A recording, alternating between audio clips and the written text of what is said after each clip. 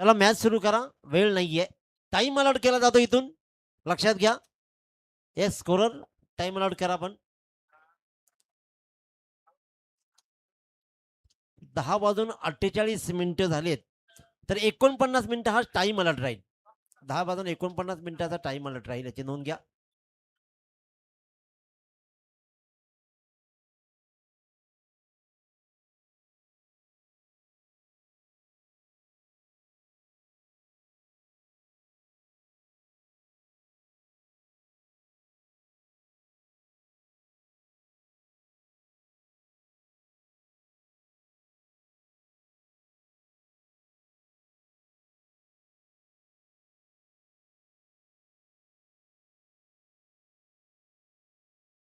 चला सामना सुरू करा. पंच करा. मी ऑलरेडी टाइम अलॉट केलाय. आम्ही 10:48 ला अनाउन्समेंट केली आहे की 10:49 हा टाइम अलर्ट असेल. त्याच्यामुळे तिथून तो टाइम सुरू करण्यात येईल.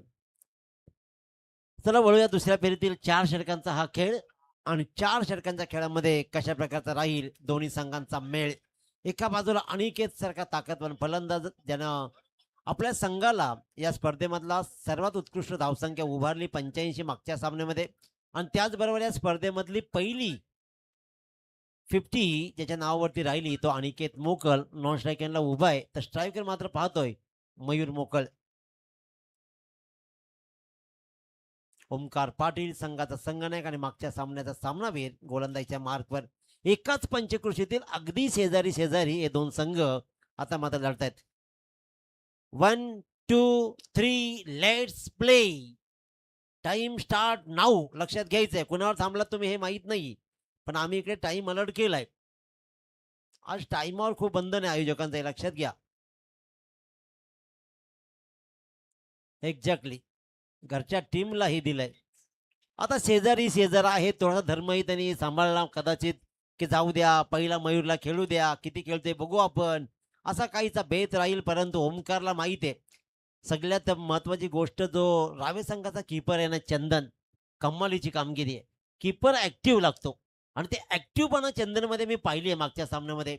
कारण ज्या संघाचा कीपर ऍक्टिव्ह आहे ज्या संघाला कळतंय की काय सामना सुरू आहे ना तो संघ नेहमी फ्रंटफुटला राहतो. आणि चंदनची ती कामगिरी मी मागच्या सामन्यामध्ये इकडे बाजूला बसून पाहिली आहे. परंतु पहिल्याच बॉलवर इथे मात्र झेल सोडला नितेश पाटीलनं आणि पहिल्याच बॉलवर जीवनदान मयूर मोकळला. Aniket Mokal one man army on strike. Right arm round the wicket. क्रिकेटचा क्लास पाहतोय. लॉंग ऑफची सीमारेषा काय क्लिअर करतोय. 1 सीमारेषेच्या बाहेर. हा मात्र तडाखा सुरू झाला आणि हे वादळ हळूहळू आपले वारे वाहू लागलेत. येतोय हा खणखणीत चौकार. एक चांगली फटकेबाजी. पहिल्या बॉलवर सिंगल. आपण पाहतोय ना खऱ्या अर्थानं आनंद बुवा आपण जर पाहिलं तर पहिल्या बॉलवर सुटलेला झेल त्यानंतर बदललेली स्ट्राईक. क्रिकेटमध्ये स्ट्राईक रोटेशन हा महत्वाचा दुवा राहिला आहे. परंतु आजपर्यंत खेळाडूंना ते नीटचं कळलंच नाहीये. कारण जर स्ट्राईक रोटेट झाली नसती तर अनिकेत मोकल आणखीन एक बॉल नॉन स्ट्राईकला राहिला असता नवीन फलंदाज आला असता. परंतु जर तर वर काही चालत नाही आणि जर तर शिवाय आयुष्यही घटत नाही. आणि या जर तर मध्ये अटकलेला खेळ. आता हेही माहित होतं की कदाचित अनिकेत मोकलचा खेळ पाहिलाय ना आम्ही एचडीपी ट्रॉफी मोपाडामधून त्याचा खेळ पाहत आलोय. तो असा खेळाडू आहे की मॅक्झिमम बॉल तो खेळतो आणि त्याला माहिती आहे की मला मॅक्झिमम स्ट्राईक घ्यायची आहे. आणि तो त्यासाठीच पहिली रन्स तो एवढ्या जोरात घेतो की तो पहिल्या रन्स नंतर दुसरीला तयारच राहतो. थोडी शॉर्ट संधी काही सेकंदाची संधी मिळाली की दुसऱ्या रनला तो पलटतोय आणि तसाच पलटलाय. गोलंदाजी खूप सुंदर आहे. फुल्लर लेनचा वाईट डॉर्करचा बॉल खराब फिल्डिंग. पुन्हा एकदा दुसऱ्यांदा वळायचं होतं जरूर पण इथे मात्र बॅकअप चांगला होता आणि बॅकअपनं रन्स मात्र मिळते 1. आणि या एका रन्सनं दाभोलकर धावा लागतायत त्या 9 धावा. पहिल्या बॉलवर सिंगल नंतर मात्र चौकार नंतर 2 आणि इथे 1.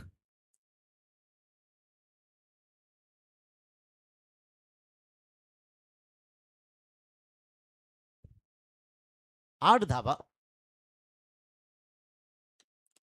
आणखीन एकदा फटका चांगला आहे. फिल्डर दूर राहिला फिल्डर डीप एक्स्ट्रा कव्हरला राहिला आणि तिथून मात्र लॉंग ऑफच्या मधून पुन्हा एकदा एक चांगला फटका पाहतोय. मयूरच्या बॅटचा तडाखा आलाय चौकार. सुटलेला झेल आता आनंद सर रंग दाखवायला लागलाय. पहिल्या बॉलवर सुटलेला झेल जीवनदान मिळाला की मग तो मेलेला कोंबडा कोंबडा आगीला घाबरत नाही ना, असा काहीसा प्रकार आहे. कारण पाया ही क्या था जो खोने का डर है. आता गमवण्यासारखं माझ्याजवळ काही नाहीये, तर मला फक्त जमवायचे आहेत ते धावा धावा आणि धावा. क्रिकेटमध्ये धावांची श्रीमंती आणि विकेटची श्रीमंती वालेच श्रीमंत राहतात. पुन्हा एकदा हवेत राहिलाय बॉल, कव्हरला रिकामी जागा आहे. एक रन्स मात्र मिळेल मयूरला आणि मयूरच्या संघाला. आणि एका रन्सनं दापळकर धावा लागल्या.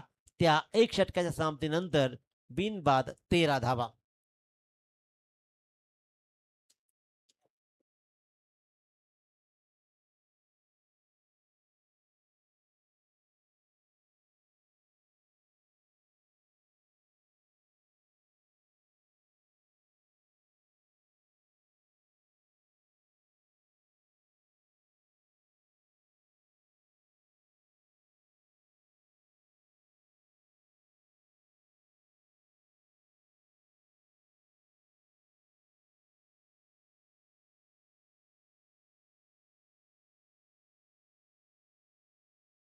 चला सामना सुरू करा. एका षटकानंतर तुम्ही वेळ घेऊ नका. सोन्या पाखऱ्या ग्रुपचे सर्वेसर्वा निलेशजी जळे सर यांना विनंती केली ना, आपण अतिथी कक्षामध्ये आगमन करायचंय. निलेशजी जळे सर, 10 वाजून 49 मिनिटांनी पहिला बॉल पडला, त्याच्यामुळे 6 मिनिटं तुम्ही एका षटकाला घेतली आहे, त्याची नोंद घ्या. पहिलाच बॉल चांगला आहे, बॉल चांगला बॉल आहे. इथे मात्र मयूरला जागचं हळू दिलं नाहीये.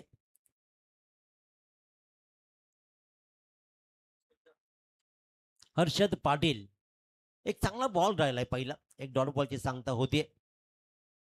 पहिल्या सामन्याचा विचार केला ना, तर जय आई भवानी साई बी संघ सुरुवात अशीच काहीशी होती. पहिल्या 3 षटकामध्ये 24 आणि नंतरच्या 2 षटकामध्ये आनंद सर एवढा धावांचा पूर आला की ज्याच्यामध्ये शिवडंपाडा संघ वाहून गेला. 85 धावा बोर्डवर लागल्या.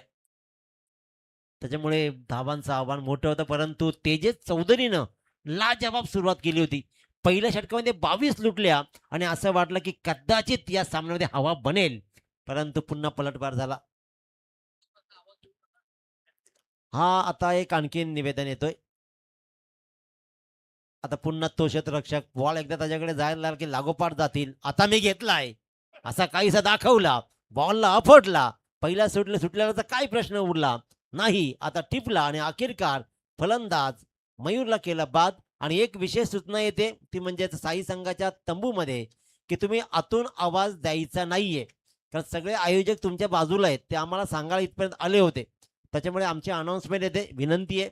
कारण आयोजक आज जाम अग्रेसिव्ह बनलेत, ते सरळ पेनल्टी ठोकतायत. त्याच्यामुळे विनंती आहे, प्लीज, रोज रोज पेनल्टी. त्याच्यामुळे प्लीज विनंती आहे आपल्याला की आपण पॅव्हिलियन बॉक्समधून आवाज देऊ नका. फलंदाज क्रमांक 1 झालाय बाद.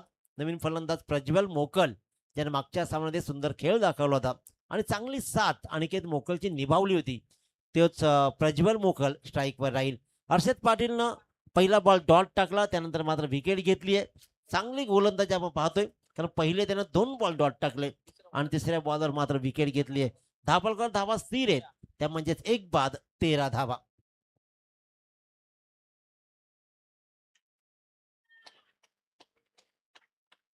मी आलो आणि मी ठोकला षटकार. फलंदाज बाद झाला याची मला तमा नाहीये. प्रज्वलनं मागचा सामनाही रंगवला होता, ज्या हर्षद पाटीलनं पहिल्या 3 बॉलमध्ये एकही धाव दिली नाहीये. एक फलंदाजाला बाद केलं, त्याच हर्षद पाटीलला आल्या आल्या काऊक कॉर्नरच्या डोक्यावरून प्रज्वल मोकलनं मोकळा केला, ठोकला षटकार. चांगली फलंदाजी ओळख राहिली आहे. शांत संयमी राहायचं ना अचानक बरसायची, ही जुनी सवय मात्र साई संघाला आहे. आणि अनिकेत मोकल आणि टीम तो खेळ दाखवताना पाहतोय. धापलकर धावा लागल्या, त्या तब्बल 19. एक बाद 19. Prajwal Mokal on strike. Harshad Patil right arm round wicket, body पासून खूप दूर फेकलाय. वाईड यॉर्करचा प्रयत्न होता, पण दीपक सर वळतायत. इशारा येतोय वाईडचा. या वाईडनं 20 धावा बोर्डवर लागतायत. धावसंख्या जमवण्यामध्ये पठाईत राहिलेला संघ आहे, परंतु दोन्ही संघांचा विचार केला तर अगदी जवळचे संघ आहेत. आमने सामने बऱ्याच वेळा खेळले असतील, परंतु क्रिकेटच्या बाहेर मैत्री असते. मैदानामध्ये फक्त युद्धच चालतं. चांगला फटका पाहतोय कव्हर पॉईंटच्या दिशेनं रन्स मात्र मिळतात. 1 ला 2 कन्व्हर्ट केल्या. तिसऱ्या रनचाही पलटवार करेल मी म्हटलं होतं, झालं नाहीये. परंतु अनिकेत मोकळना एक चांगली गोष्ट आहे, की तो दुसऱ्या रनसाठी तयारच असतो. आणि तीच सगळ्यात महत्त्वाची गोष्ट असते. क्रिकेटमध्ये आपण मगाशी पाहिलं, मी मगाशी म्हटलं शिवडंपाडा संघाच्या विरोधात खेळताना, की स्ट्राईक तुम्ही देताय आणि आपल्याला वाटतं ठीक आहे 1 रन जाऊ दे. पण गेलेली स्ट्राईकनं जे रंग बदलले जात आहेत ना, 4 षटकार आनंद सर ठोकले. पुन्हा एकदा खोलवर टप्प्याची गोलंदाजी वाईडिश मिड विकेटला बॉल ट्रॅव्हल होतोय. सिंगलवर समाधान मानलं जातंय. दुसऱ्या रनचा प्रयत्न केला जाईल. तो संधी सोडत नाहीये रन्स घेण्याची आणि ते मात्र सिंगलला डबलमध्ये कन्व्हर्ट केलं जाईल. परंतु रावे संघ आपण पाहतोय षटक क्रमांक 2 संपलं आणि दाभोलकर धावा लागल्या. त्या एक बाद 24 धावा. पाणी चला पाणी घेऊन जा.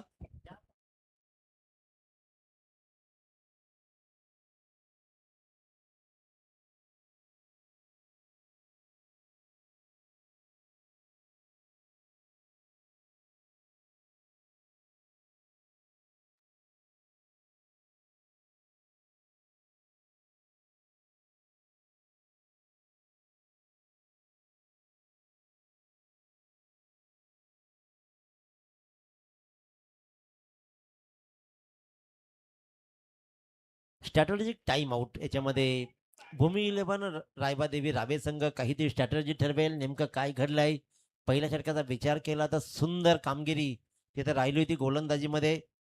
ओमकार पाटीलनं 2 चौकार जरूर बसल्या पण त्यांनी रोखून धरलं होतं. 13 धावा जरूर आल्या. परंतु दुसऱ्या षटकामध्ये पाहिलं ना तर हर्षद पाटीलनं सुद्धा पहिल्या 3 बॉलवर एकही धाव न देत एक विकेट त्यानं कमावला. परंतु चौथ्याच बॉलवर प्रज्वल स्ट्राईकवर आला पहिल्यांदा आणि त्यानं मात्र षटकार ठोकला. नंतर वाईड बॉल आणि नंतर लागोपाठच्या 2 बॉलवर 2-2 अशा 11 धावा शेवटच्या 3 बॉलमध्ये वसूल केल्या आणि 2 षटकांच्या समाप्तीनंतर आई भवानी साई ब संघ जाऊन ठेपला. तो एक गड्याच्या मोबदल्यामध्ये 24 धावा. 12 बॉलचा खेळ संपलाय आणि 12 बॉलचा खेळ शिल्लक आहे. आता हे 12 बॉलचा खेळ कोण गाजवेल, कशा प्रकारचा खेळ राहील, धावपळकर धावा किती लावेल या स्पर्धेमध्ये उच्चांक राहिला 85 धावांचा. जो मागच्या पहिल्या सामन्यामध्ये आजच्या झाला तो म्हणजे साई बच्या नावावरती जाईल. या स्पर्धेमधली पहिली 50 पाहिली ती अनिकेत मोकलच्या नावावरती राहील. त्याच्यामुळे साई बचा दरारा या मंचावर आज राहिलाय. परंतु अजूनही त्यांच्या पंचकुशीमध्ये खेळणारा रावे संघ त्यांना फाईट देण्यासाठी सज्ज असतो. कारण आनंद सर आपण पाहिलं ना तर सगळ्यात दुश्मन पहिला आपल्या अवतीभोवती शेजारचा गावातलाच असतो. आपण बाहेरच्या माणसात दुश्मन कधी पकडतच नाही आणि प्रतिस्पर्धी कधी मानतच नाही. कारण त्यांना दाखवायचं असतं की तुझ्यापेक्षा मी मी मी भारी आहे आणि त्याच्यामध्येच मात्र खेळ रंगतो. परंतु मी तर नेहमी सांगतो ना की तुम्ही प्रतिस्पर्धी दुसऱ्याला नका मानू, प्रतिस्पर्धी स्वतःलाच माना. मी काल काय केलं होतं त्याचा उच्चांक आज मोडा आणि दररोज नवा विक्रम प्रस्थापित करा. वाळ संघ रेडी होतोय. सूरज स्मृती या नावानं खेळेल आज. त्यांचे आपण करूया सहर्ष स्वागत.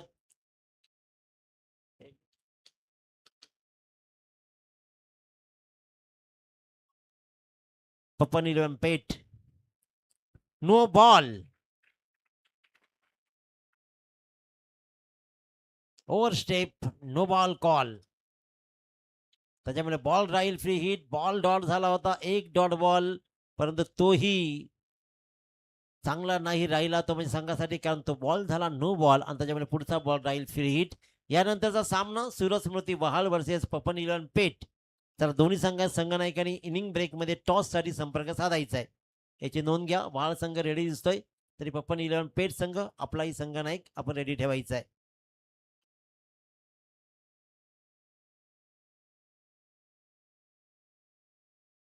आदित्य पाटील डेड बॉलची सांगता होतीये. पहिला बॉल चांगला राहिला होता अनिकेत मोकळला समजू दिला नाहीये परंतु ओव्हर स्टेपच्या मुळे तो नो बॉल राहिला. Free hit. उघडा डोळे पहा नीट पुढचा बॉल फ्री हिट. कमाल गोलंदाजी कमाल. कारण अनिकेत मोकल सारख्या खेळाडूला फ्री हिटच्या बॉलला स्पर्शही करू दिला नाहीये बॅटचा. हीच तर खरी जादूगरी आहे गोलंदाजाची. अँगल बनवला जातोय आणि right arm round the wicket येत मात्र अँगल तिरकस अँगल तिथे बनवला जातोय.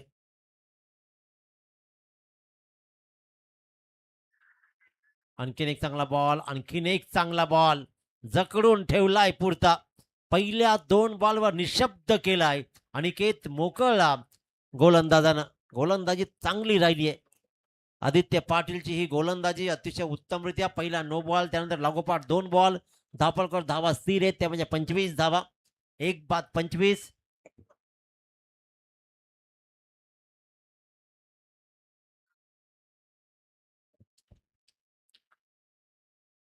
आदित्य पाटील अखेरकार आपला मार्ग मोकळा केला. अनिकेत मोकळला फार वेळ गप्प तुम्ही बसूच शकत नाही. ती ओळख राहिली अनिकेत मोकळची. 2 बॉलला त्यानं वेगवेगळा ट्राय केला आणि तिसऱ्या बॉलवर अखेर त्याने ओळखलं आणि बॉलला पीक केला. लॉंगॉनच्या डोक्यावरून लॉंगॉनच्या मधून मार्ग शोधला आणि भिरकावला सरळ 6 धाबांसाठी. काय सुंदर फलंदाजी राहिली आहे. आणि स्टँडर्ड क्रिकेट आनंद सर ही का म्हटली जाते? तुम्ही 2 बॉल खेळल्यानंतर आपल्याकडे पुन्हा चाचपडलं जातं. परंतु स्टँडर्ड दर्जाचा खेळाडू जर मोठ्या पातळीवर खेळतो, मोठ्या स्टेजवर का खेळतो, तर त्याच्याकडे ही जाण असते की मला पुढचा काय पडणार आहे. क्रिकेटमध्ये तुम्हाला रीड करायला शिकावं लागेल, अभ्यास करावा लागेल की गोलंदाजी डोक्यात काय चाललंय. कारण कोणाच्या डोक्यात आणि कोणाच्या मनात काय चालतं यापेक्षा बाजारात काय विकलं जातं ना, हे ज्याला माहित आहे ना, तो शहाणा. मोठा फटका कन्वर्ट करायचा होता, स्ट्राईक सोडायची नाहीये, डॉट बॉलची सांगता होते आणि इथे मात्र डॉट बॉलची सांगते होते.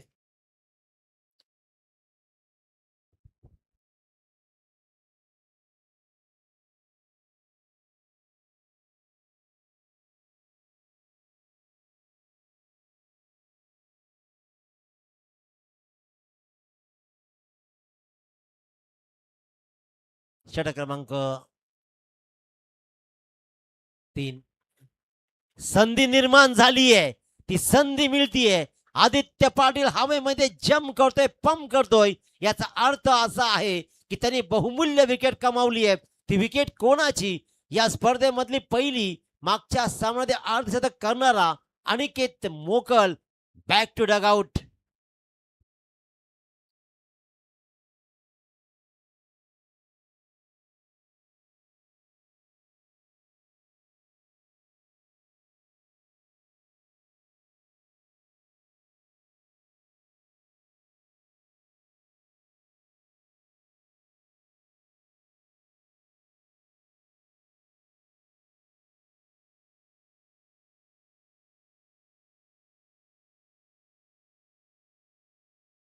नऊ बॉल मध्ये 13 धावा ठोकल्या. परंतु अनिकेत मोकलला मी तर म्हणेन की 9 बॉल 13 म्हणजे स्वस्तामध्येच परतवलाय. नवीन फलंदाज मैदानाकडे रवाना झालाय. आशिष मोकल. मोकळ बंधू मात्र चांगली कामगिरी करताना पाहतोय. आशिष मोकल नवीन फलंदाज. षटकाचा विचार केला तर आतापर्यंत 5 बॉल मध्ये 7 धावा त्यांनी दिल्यात. बोर्डवर धावा लागल्यात त्या 31. आणि आदित्य पाटील षटकातील शेवटचा बॉल फेकेल. स्टेट हिटचा फटका. फक्त गोलंदाज नाही तर मी तर म्हणेन की पंचही वाचलेत. अगदी कानात जवळून बॉल गेलाय. पण एक चांगला फटका स्टेट हिटचा. एका फटक्यानं मात्र आपलं स्वतःचं खातं उघडलं ते फलंदाज आशिष मोकळनं. आणि एका धावेनं 3 षटकांच्या समाप्तीनंतर बोर्डवर धावा लागतायत. त्यात 2 बाद 32 धावा. चला वेळ नका दौडू. ऑलरेडी थोडासा उशीर झालाय सामन्याला, त्याच्यामुळे वेळ नका दौडू.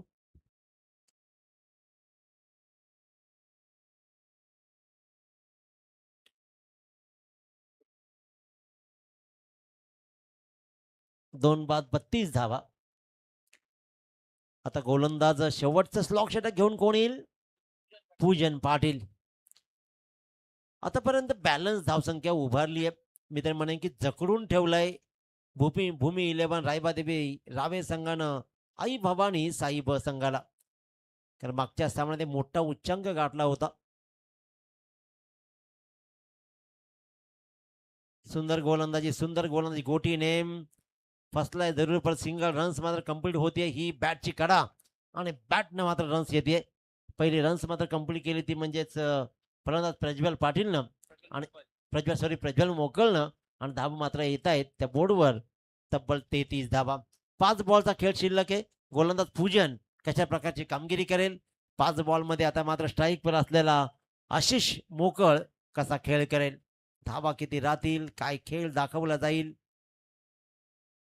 भरधाव वेगानं काय सुरेख आखूड टप्प्याच्या बॉलला पॉइंटच्या मधून लॉफ्ट केला. अतिशय उत्तमरित्या स्क्वेअर कटचा हा लाजवाब फटका पाहतोय आणि इथे ठोकला जातोय. हा कमालीचा खेळ दाखवणारा चौकार.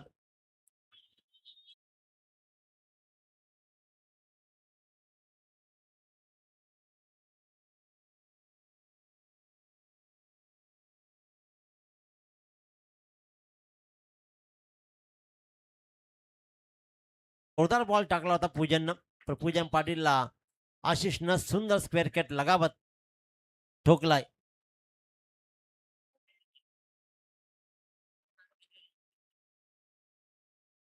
प्रज्वल पाटीलनं हा मात्र एक चांगला प्रज्वल मोकलनं एक चांगला चौकार दाखवलाय.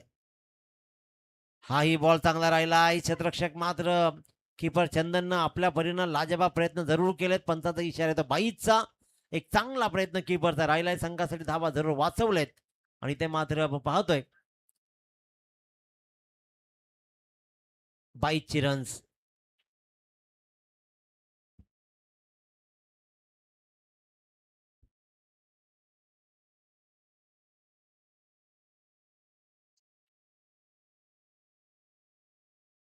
वॉर्निंग दिली जाते गोलंदाजाला.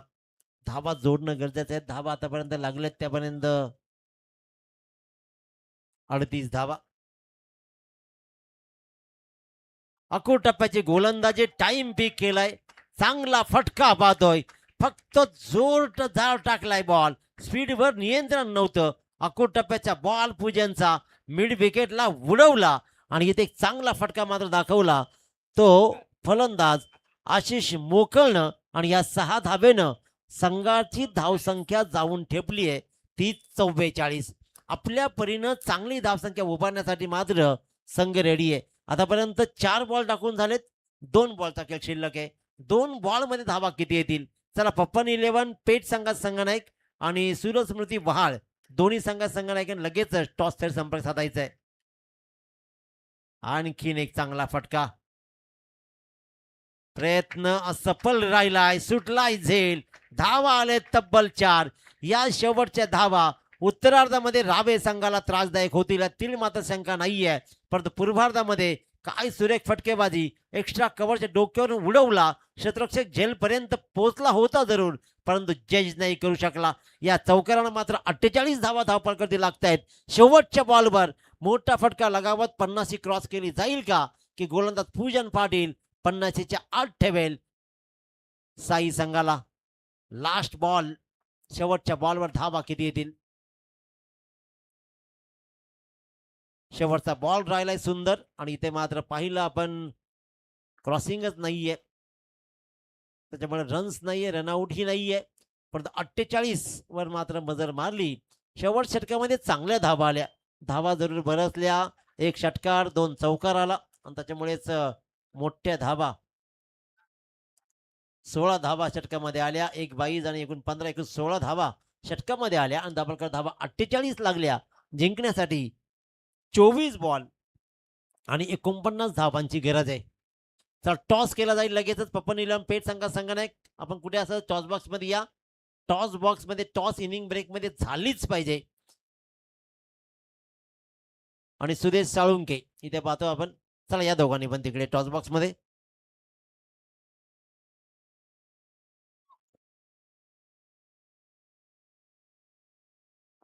शरद दादा जळे यांना विनंती करेन दादा आपल्या शुभ हस्ते टॉस केला जाईल. टॉस बॉक्स मध्ये टॉस केला जाईल. एका बाजूला पप्पन 11 पेठ वर्षे त्यांना फाईट करेल सूरज स्मृती वहाळ संघ. टॉस केला जाईल आणि निर्णय टॉस बॉक्स मध्येच घ्या तिकडे.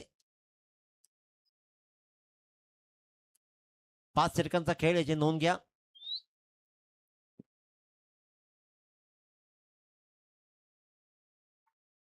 यस टॉस जिंकलाय कोणी. टॉस जिंकलाय पप्पन पेठ. निर्णय कळवायचा आहे. बॅटिंग. क्या बात. टॉस जिंकलाय पप्पन 11 पेठ संघानं स्वीकारलंय बॅटिंग.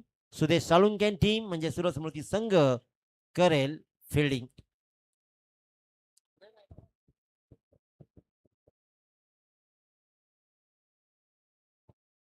चला बॅटर मैदानाकडे रवाना व्हा.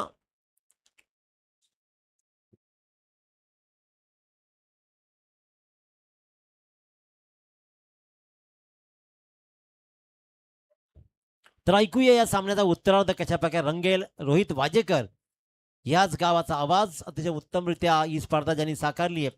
रोहित वाजेकरच्या गोड वाणीतून हा उत्तरार्ध कसा रंगेल ऐकूया आपण पुन्हा एकदा. चला फिल्डिंग डिपार्टमेंट रेडी आहे, त्याच्यामुळे बॅटर्स मैदानाकडे रवाना व्हा. रोहित वाजेकर यांचा हा पुढचा आवाज.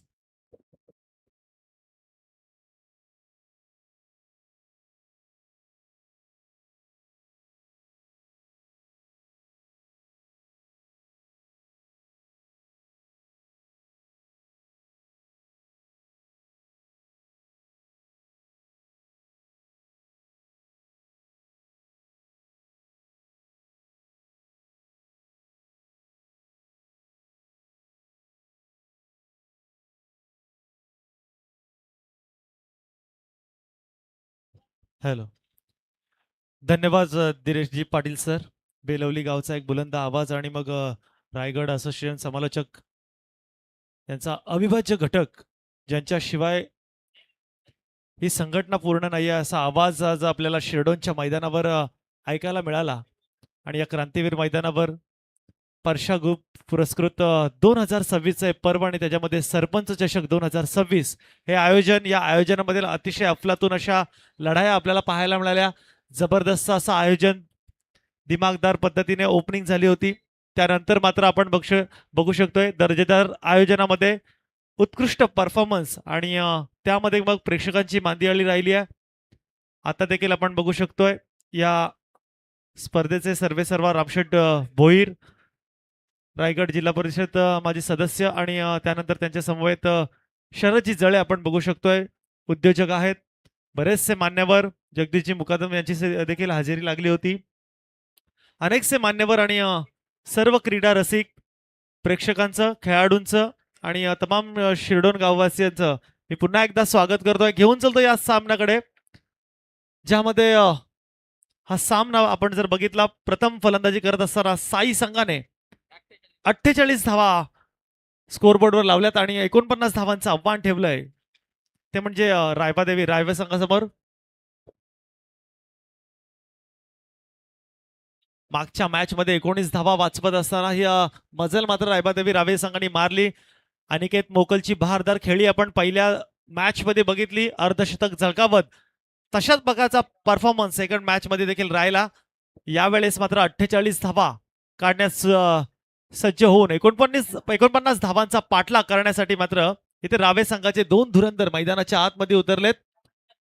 ओमकार आणि प्रवीण ही जोडी मैदानाच्या आतमध्ये, आणि गोलंदाज साई संघाकडून वापरला गेला आहे अनिकेत मोकल.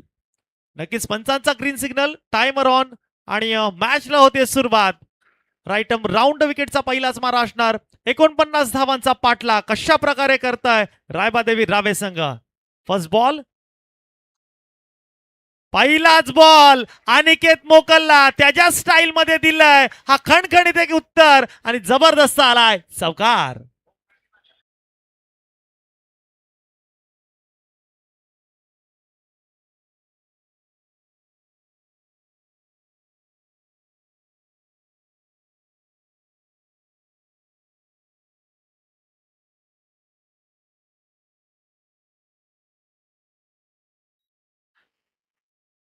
काय जबरदस्त सुरुवात राहिली आहे. 49 धावांचा पाठलाग, आणि अनिकेत मोकल ज्या प्रकारची फलंदाजी करतो ना, तशाच प्रकारचं उत्तर मात्र पहिल्या चेंडूवर देण्यात यशस्वी ठरला हा फलंदाज ओमकार पाटील.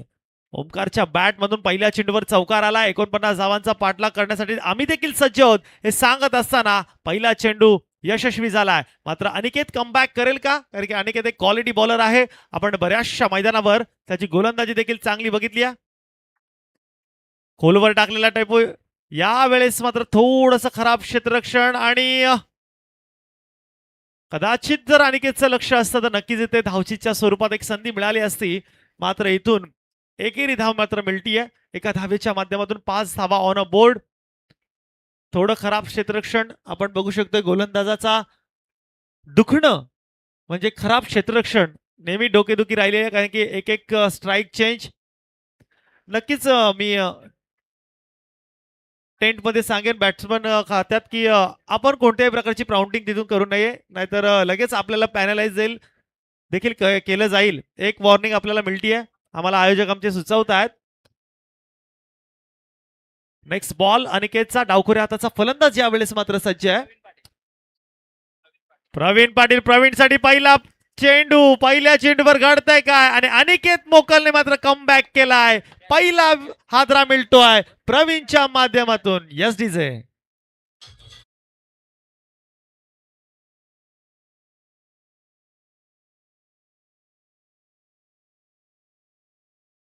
धन्यवाद डीजे मास्टर. सन्माननीय रुपेश शेठ भोईर आपण बघू शकतोय मंचावर आलेले आहेत आणि त्यांचं स्वागत मात्र जणू विकेटच्या सत्काराची शाल घातली की काय अशा पद्धतीनं अनिकेतच्या या चेंडूवर सत्कार झालाय असं म्हणाल तर वावगं ठरणार नाहीये.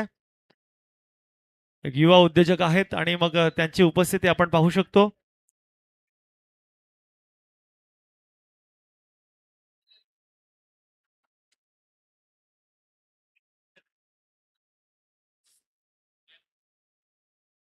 नौका फलंदाज मैदानाच्या आत आपण बघू शकतो आदित्य पाटील आणि आमचे गुणलेखक मित्र रजत पाटील सांगतायत की फरदीन काझी सारखी थोडी रूपरेषा आहे की काय, मात्र तशा प्रकारची फटकेबाजी करावी लागेल. क्षेत्ररक्षण सजवलंय लॉंग ऑफ आणि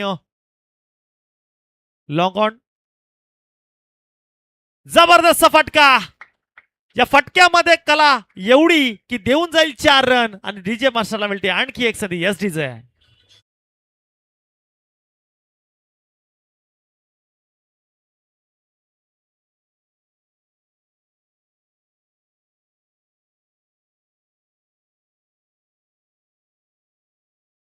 धन्यवाद डीजे मास्टर. जबरदस्त असं गीताचं सादरीकरण, त्यानंतर मग साईप्रीत लाईव्हच्या माध्यमातून हे थेट प्रक्षेपण आणि इथून मात्र थेट प्रक्षेपण जर केलं तर अनिकेतला जणू वाटत असेल की मीच फलंदाजी माझ्याच सारख्या शैलीमध्ये हे फलंदाज फलंदाजी करतायत, मला उत्तर देतायत आणि अशा अनुषंगाने आणखी एक चौकार. बॅटची कडा यावेळेस झेल होणार की काय, प्रयत्नांची पराकाष्ठा करत असताना मात्र इथं यशाची गवस निघालण्याची गरज होती, मात्र ही गवस पिटली असती, मात्र अपयश आलंय. थोडे एक्स्ट्रा एफर्ट लावले असते तर नक्कीच हा झेल झाला असता, कारण की एक एक झेल किती महत्वाचा आहे. Fielding department most important part in cricket आणि मग असं असताना हा झेल होऊ शकला असता. खऱ्या अर्थानं माघारी परतावं लागलं असतं. एका चौकाराचा फटका खाल्यानंतर मात्र तिथून एकेरी धाव मिळतीये. एका धावेच्या माध्यमातून धावफलक सजलंय. पहिलं दशक मार्गस्थ असताना धावा लागल्यात 10. 10 धावा ऑन बोर्ड. अजून पहिलं षटक प्रगतीपथावर आहे. मॅन्डेटरी पॉवर प्लेचं हे रिस्ट्रिक्ट असणार पहिलं षटक आणि त्यातील शेवटचा चेंडू टाकण्यासाठी अनिकेत तयार आहे. आतापर्यंत समांतर असं चाललेला हा सामना, दोन्ही बाजून चांगला अटॅक. शेवटचा चेंडू यावेळेस सापडलेला चेंडू, चेंडू आपटलाय का, मात्र एक चपराक दिली आहे अनिकेतच्या या चेंडूवर. चेंडू गेलाय सीमा पार. दर्जेदार षटकार.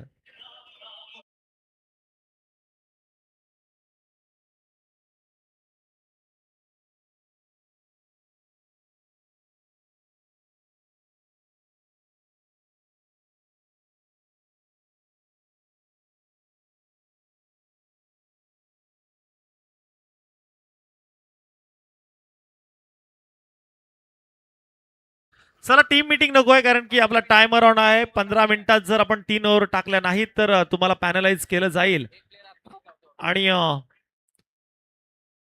त्यानंतर मग आपण बघू शकतोय धावसंख्येला आकार मोठा आलाय. आतापर्यंत समतोल असा सामना चालला होता.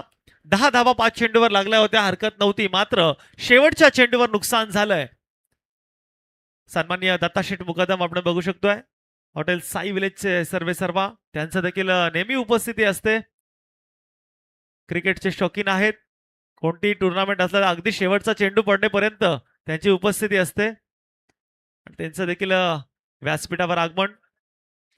पहिलं षटक, पहिल्या षटकात आल्या 16 धावा, 49 धावांचा पाठलाग करायचा आहे आणि जी सरासरी राखायची आहे ती सरासरीच्या थोडं अग्रेसर होऊन इथून मात्र क्रिकेटिंग शॉट, क्रिकेटिंग फटके इथे सजवत असताना हे 2 फलंदाज.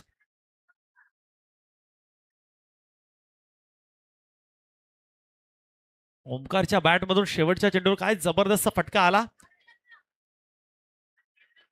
यावेळेस घुटनात एकदम आशाद एक डीप फाईन लेगच्या रिजन मध्ये चेंडू गेलाय सीमा पार, चौकार.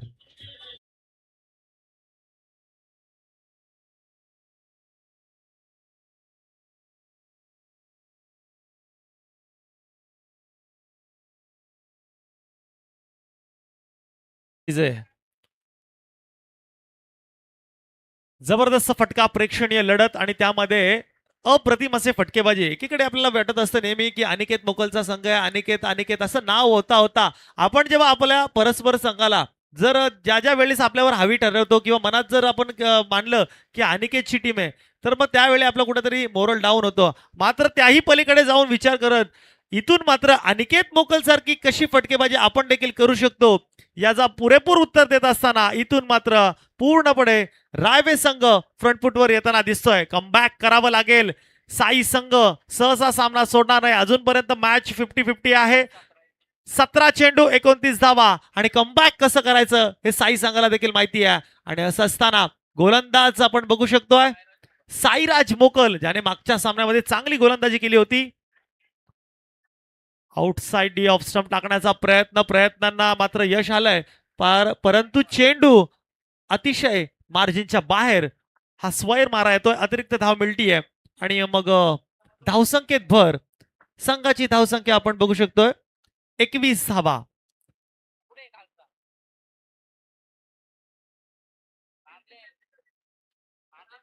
जो षटकार बसला होता अनिकेतच्या गोलंदाजीवर, त्यानंतर मात्र मोमेंटम थोडं शिफ्ट होताना चांगली गोलंदाजी केली होती अनिकेत. मात्र शेवटचा चेंडू एक एक चेंडूचा क्षणाचा आणि एका गोष्टीचा फरक मात्र किती असो. यावेळेस मात्र पॅराशूट फटका, फटक्याखाली क्षेत्ररक्षक येणार आणि जमिनीला झेल मात्र दान करणार. कर्णाची भूमिका जणू या क्षेत्ररक्षकाने पाडली की काय असं म्हणण्यास वावगं ठरणार नाहीये.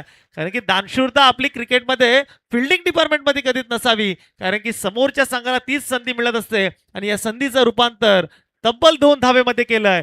धावसंख्या झाली 23. 23 धावा ऑन अ बोर्ड.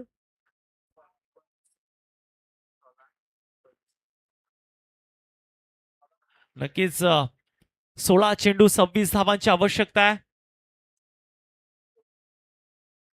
बॅटची कडा आणि नक्कीच चांगलं कलेक्शन, चांगला बॅकअप तिथे मात्र बॅकवर्ड पॉइंटच्या दिशेने आपण पाहू शकतोय. 4 धावा वाचल्यात मित्र म्हणेन, 3 धावा सेव्ह केल्यात त्या फिल्डरनं. इथून मात्र एकेरी धाव मिळतीये. समीकरण बनलंय 15 चेंडू आणि जिंकण्यासाठी 25 धावा.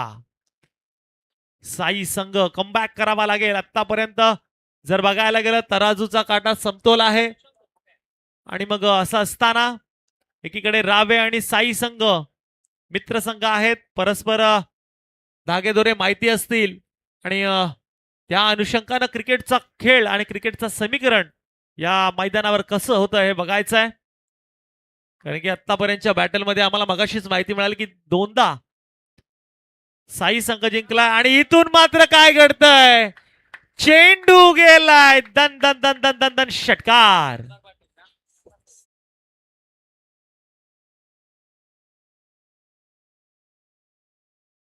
आली होती की 3 सामने आतापर्यंत या 2 संघादरम्यान झालेत. 2 वेळा बाजी मारली आहे साई संघाने आणि एकदा बाजी मारली आहे रायबादेवी रावे संघाने. तर इथे कुठेतरी बराबरी करण्याचा प्रयत्न असेल का? मात्र या प्रयत्नांना वाव देत असताना इथून मात्र साई संघाचे इरादे पूर्णपणे फटकारत असताना हा षटकार आलाय. कमबॅक करावा लागेल. गोलंदाजी 14-19 समीकरण. यावेळेस लॉफ्टेड टॉप ड्राईव्ह, चेंडू खाली क्षेत्ररक्षक कोणतीही चूक करत नाहीये. या मॅचचा टर्निंग पॉइंट होणार का? आणि मग असं असताना लॉफ्टेड ऑफ ड्राईव्ह मारला होता, त्या ऑफ ड्राईव्हला मात्र पूर्णपणे खारिज केला या झेलनं आणि मॅच मध्ये कलांनी येणार का हा प्रश्न मात्र निर्माण झाला. जबरदस्त गोलंदाजी, आउटसाइड ऑफ स्टंपचा मारा होता.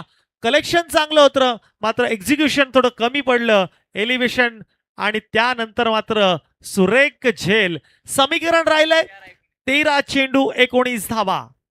13-19चं समीकरण. कधी बाजी इकडे तर कधी बाजी तिकडे. मात्र इथून जर बघायला गेलं तर मेहनत करावी लागेल, नशिबाची साथ देखील लागावी लागेल दोन्ही संघांना, कारण की कितीही मेहनत केली तरी शेवटी नशिबाचा स्पर्श लागतो. आणि मग त्यानंतर आपल्या खेळाची जिद्द महत्वाची आहे. कारण की आपल्यात जर जिद्द असेल, बॉडी लँग्वेज आपली त्याप्रमाणे काम करत असते. आपण लवकरच जर सामना सोडला तर मात्र तिथून आपण शिरकाव करण्याचं स्वप्न हे मात्र दुरावले जातात. 13 चेंडू 19 धावा निर्णायक चेंडू असणाऱ्या या षटकामधील बघायचं आहे. नौका फलंदाज मैदानाच्या आत रोहन पाटील. स्पीडअप करायचंय चला लगेच. 13 चेंडू 19 ची गरज आहे. लोवर फुलटॉस मधील चेंडू चांगला गॅदर करण्याचा प्रयत्न. चेंडू खाली दोन क्षेत्ररक्षक, तितकी चांगली फेकी आणि इथून मात्र सिंगल धाव मिळतीये. या सिंगलच्या माध्यमातून बघायचं पंचांकडून काय सिग्नल येतोय का.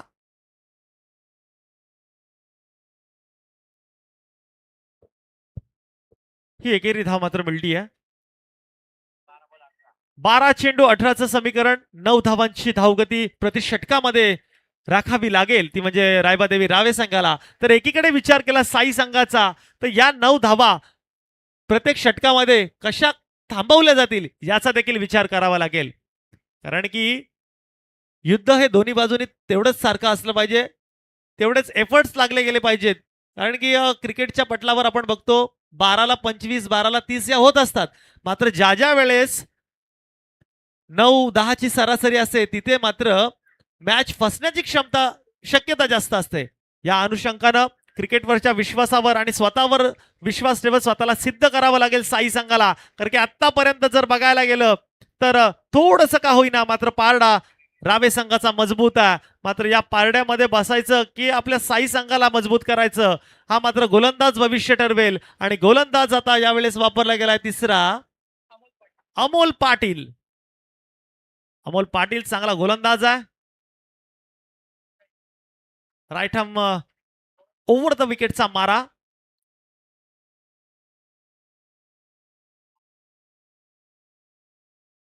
Amol Patil batsman on strike आपल्याला पाहायला मिळेल. रोहन पाटील एक चेंडूचा फेस केला, एकेरी धाव मात्र त्यांनी काढली आहे. आणि एकीकडे वादळी खेळी करून आपल्या संघाला सेफ झोन मध्ये आतापर्यंत नेलंय ते म्हणजे ओमकार पाटील. 5 चेंडूवर 17 धावांची बहरदार खेळली. यावेळेस लेग कटर चेंडू टाकण्याचा प्रयत्न थोडा जास्त झाला आणि त्या अनुषंगानं मात्र एक अतिरिक्त धाव मिळतीये. वाईटच्या माध्यमातून एक एक्स्ट्रा धाव आणि धावसंख्येत आहे भर. धावसंख्या झाली आहे 32 धावा. आता मात्र समीकरण बनलंय 12 चेंडू आणि 17 धावा. 17चा खतरा होईल का कोणत्या संघाला हे मात्र येणारे 12 चेंडू सांगणार आहेत. स्लोवर पद्धतीचा चेंडू बॅटची कडा यष्टीरक्षक. मी मगाशीच म्हणालो होतो की एफर्ट्स पूर्ण द्यावे लागतील. कदाचित ही जर समोरच्या दिशेने डाईव्ह झाली असती तर हा फलंदाज बाद असता. या चेंडूवर रन नसती, स्ट्राईक रोटेशन नसतं, बरंच काय घडलं असतं आणि कॉन्फिडन्स मात्र आला असता. मात्र रावे संघाच्या खेम्यातून आता मात्र टाळ्यांचा वर्षा होतोय. त्यांना माहिती आहे एक बोनसच्या माध्यमातून धाव मिळाली आहे. त्यानंतर मात्र आपण बघू शकतोय झेल सुटलाय, जीवदान मिळालाय. आणि ज्या ज्या वेळेस क्रिकेटमध्ये आपण एखाद्या वेळेस जे जीवदान देतो त्या वेळेस मात्र कारण की रोहित शर्माला श्रीलंकेच्या मॅचच्या विरुद्ध 7 या धावसंख्येवर ज्या वेळेस जीवदान मिळाला होता त्यावेळेस मात्र 264 धावांची बहरदार खेळी त्यांच्या माध्यमातून झाली होती. आणि जगाच्या नजरेत हिटमॅन म्हणून प्रसिद्ध झालेला. तर काही क्षणांची किती महत्व असतात हे मात्र फिल्डिंग डिपार्टमेंट सिद्ध करत असतं. Across the line slog sweep खेळण्याचा प्रयत्न सूर्या कुमार स्पेशल होतं. मात्र गोलंदाजाने फॉलोअप घेतला. तिथून मात्र सिंगल धाव आली आहे आणि या सिंगलच्या माध्यमातून धाव फलक आता सरसावलंय. 34 धावा ऑन बोर्ड. जिंकण्यासाठी 10 चेंडू 15चं समीकरण. दोघांनी संघाच्या धगधग वाढल्या असतील कारण की हा सामना वाटतो तेवढा सोपा नाहीये. कारण की धावा ज्या ज्या वेळेस अपुऱ्या असतात या वेळेस मात्र स्लोवर चेंडूला हेरलं होतं. जागच उभा स्टँड अँड डिलिव्हर चेंडू गेलाय सीमा पार षटकार.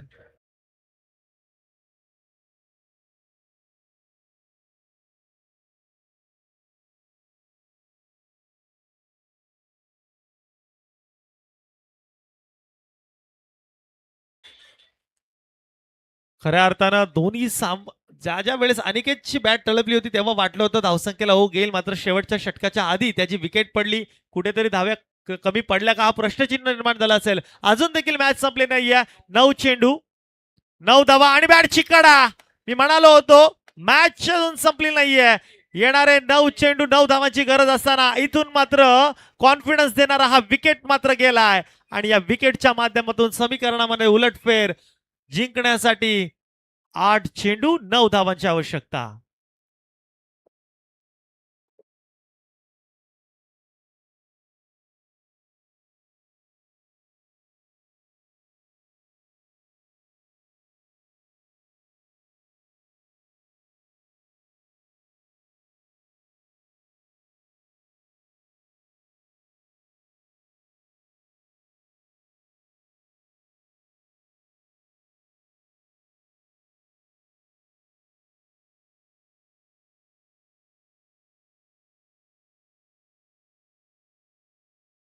चला टीम मीटिंग नकोय. 8 चेंडू आणि 9 धावांची आवश्यकता आणि मग असं असताना नौका फलंदाज ऑन अ क्रीज आपण बघू शकतोय मैदानाच्या आतमध्ये.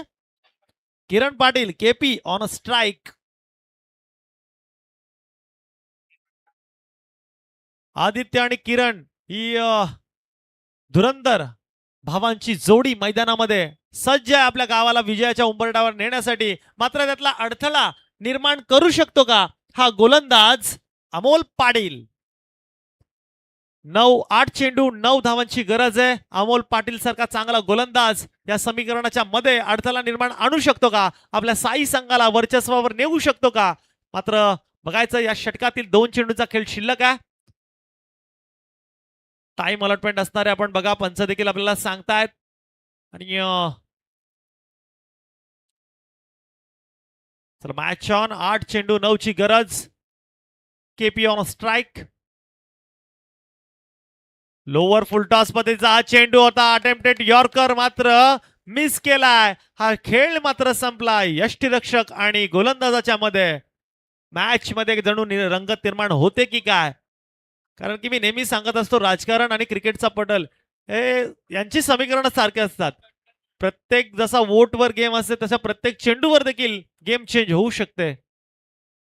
डान्सिंग डाऊन द विकेट खेळण्याचा प्रयत्न. यावेळेस मात्र जर का क्षेत्ररक्षण चांगलं झालं असतं तर मात्र काय घडतंय बघायचं आहे. जिथे एकी धाव नव्हती तिथे दुसऱ्या धाव घेण्याचा प्रयत्न. मात्र या प्रयत्नांती पंचांचा इशारा आलाय की हा चेक करायचा आहे. पाहूया.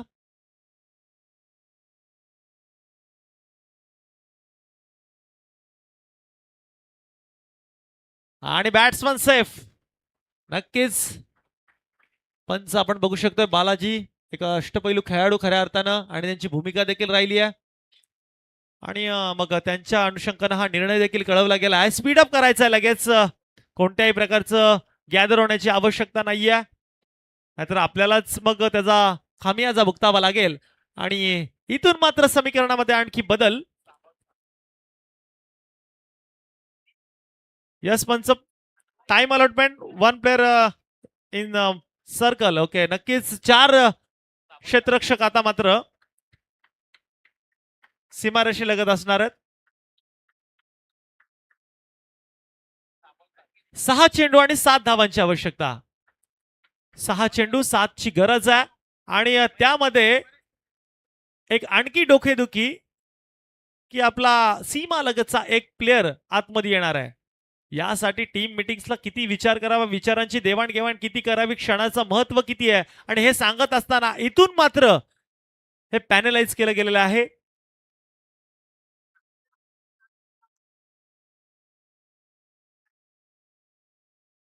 यावेळेस फटका मोठा होता. बघायचं काय घडायचं. इथून देखील प्रेशर प्रेशर आणि प्रेशर.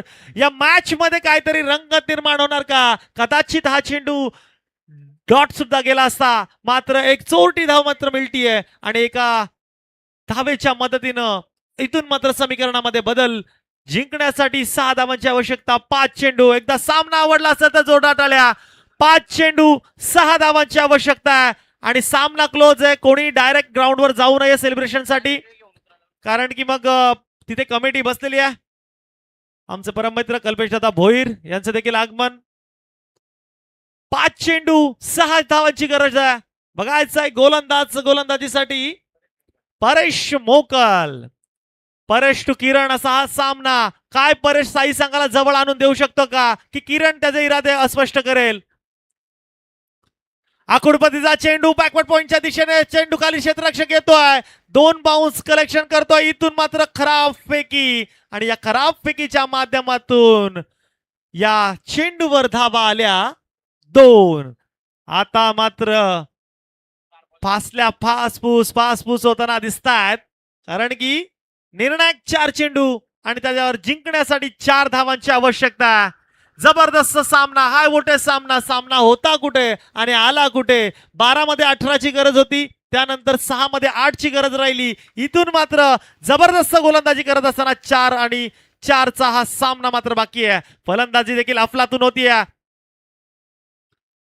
म्हटलं तर एका फटक्याचा खेळ आहे, आणि जर म्हटलं तर 4 चेंडू देखील कमी पडू शकतात. दोन्ही बाजून समान चाललेला हा सामना. गोलंदाज तयार आणि निर्धाव चेंडू. काय जबरदस्त सामना, हाय व्होल्टेज सामना. साई संघ एकीकडे झुंज देतोय, कमबॅक करतोय, आणि एकीकडे रावे संघ विचार करत असेल आपल्या टेंट मध्ये की काय चाललंय. खऱ्या अर्थानं हा चांगला खेळाडू आहे, मात्र या खेळाडूने तब्बल हा दुसरा निर्धाव चेंडू खेळलाय. 3 चेंडू 4 धावा. जबरदस्त सामना. एकदा सामना आवडला असेल तर जोरदार टाळ्या. क्रिकेटचा थरार या भव्य क्रांतीवीर मैदानावर. आणि मी म्हटलं तर एका फटक्याचा खेळ आहे. म्हटलं तर 4 चेंडू देखील महाग पडतील, मात्र या चेंडूवर मारलाय विजयी षटकार.